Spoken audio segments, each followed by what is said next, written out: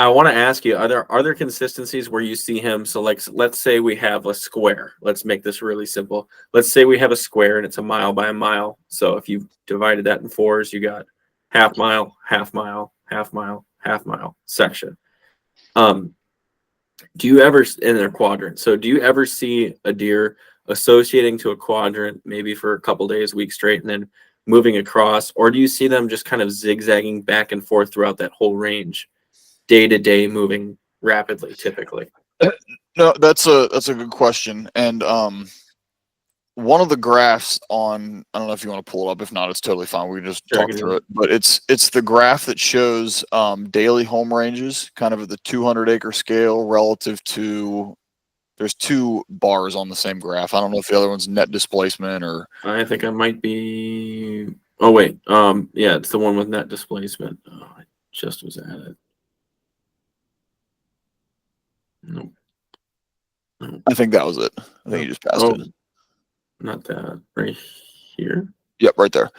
Oh yeah, two-week rut phase home range versus daily home range. So when a buck is moving across the landscape, this is one of the strangest, but once you know it, makes the most sense. It's just wild. A buck's home range day to day throughout the entire hunting season is a buck's day-to-day home range throughout the entire hunting season is going to be about 200 acres. But those 200 acres will be more consistent from one day to the next during the pre-rut than they will during the peak rut, than they will especially during the late rut, like you're seeing on this graph. Gotcha. Basically, the distance between where he was at midnight on day one and midnight on day two drastically changes as you get deeper into the rut. So with that quadrants question, I would say that the answer to that would depend on what time of year it is. In the early season, he is very likely to either be in the same quadrant or maybe on the border between the quadrant he was in the day before and the next quadrant. Whereas in, the late rut, he's very likely not to even be in that square mile anymore. Yeah. So let's apply this to a hunting strategy then. And I always like relating it back to how we're going to make this an actionable thing.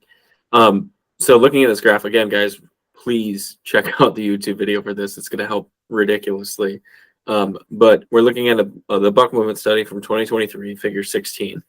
We're seeing that up until the late rut, it's a linear increase between their 2-week rut phase acreage increasing. It's actually it's exponential. We're seeing that range increase and increase and increase into the late rut, and then in the post rut it dips back down. So as a hunter, what I'm seeing here is the pre-rut and the early rut, they're moving and they're kind of increasing their range a little bit over on that 2-week, more than their day-to-day.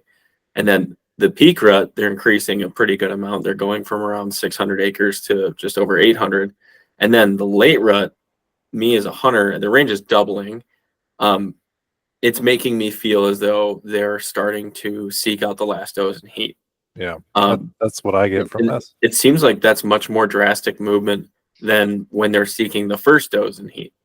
And I think if I'm going to rationalize that, it might be because a more experienced buck understands the does that are in that area, or maybe the movements he did within his home range were to keep track of those does before the rut started. So he didn't have as much work. Maybe, this is a whole lot of rationalization here, but maybe that deer being familiar with his area does not have to travel very far in the early rut, in the pre-rut, in the peak rut, because he's spent his entire season maybe in that range or in the ranges he's covering, monitoring the does, and he's executing on that knowledge first. And when he starts to run out of plans, like when your target buck gets shot, you start to branch out and try to figure some stuff out and locate a new deer. Now, all that, seeing all those changes, his daily range the entire season is hovering around 200 acres, which is super cool. So as a hunter, if you find hot sign or you get a picture of a deer, you might want to go in the direction that he's going, because he's likely going to be moving day to day, whether that's pre-rut, early rut, peak rut, late rut, post rut, whatever. He's likely going to be within that 200 acres day to day, but you might want to move predictively in that direction, because your odds of getting on him 2 days later and 3 days later increase if you're moving in the direction that that buck was going, because he's likely going to keep shifting his range, and it might be by a few acres, but he's likely just going to be moving within 200 acres day to day.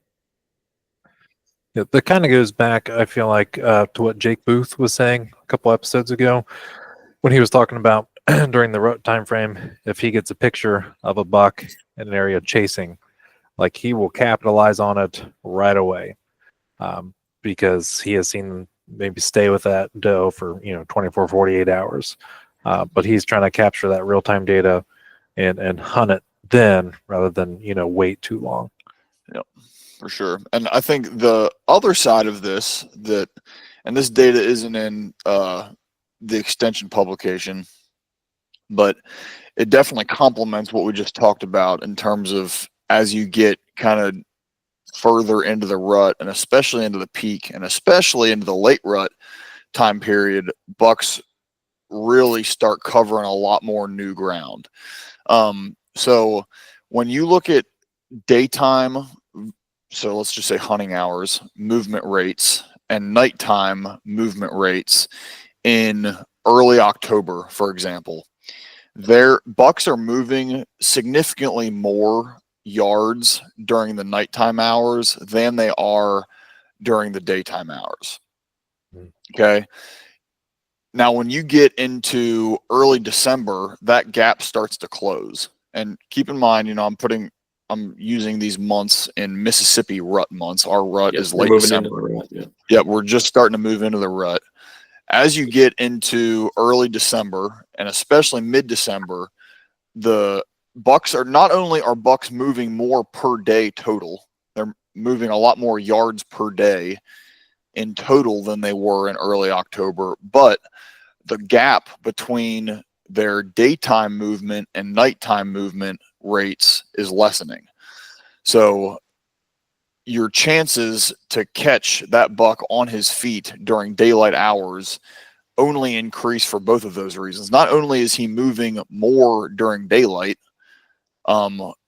relative to what he was moving, but he's also moving more relative to his nighttime movements than he was moving. That makes sense. That's really for someone in the Midwest. That would be, instead of December, it'd be more like November. Yep. Maybe late October. Yeah. That's really good information. I had a point I was going to make off of that. I kind of wanted to, I'm going to let you think of it, Josh, because I'm just going to reiterate. Yeah, you go ahead. I really like how, I love this graph. I love figure 16 right now, because I love that this is relating a lot to a lot of the activity I've seen, where people think the peak rut looks like what the late rut looks like, and they think that this daily range is increasing much further than it really is. I think that's the common misconception. And this is, people have called me crazy for thinking that deer are gathering information to prepare for the rut. They think they might just be walking aimlessly, and maybe they are, and maybe it's dependent on the habitat and the age of the deer and its personality and stuff. But to me, this data is pointing towards the deer have all year been ready to work this range. And when they run out of options on this range, they open up.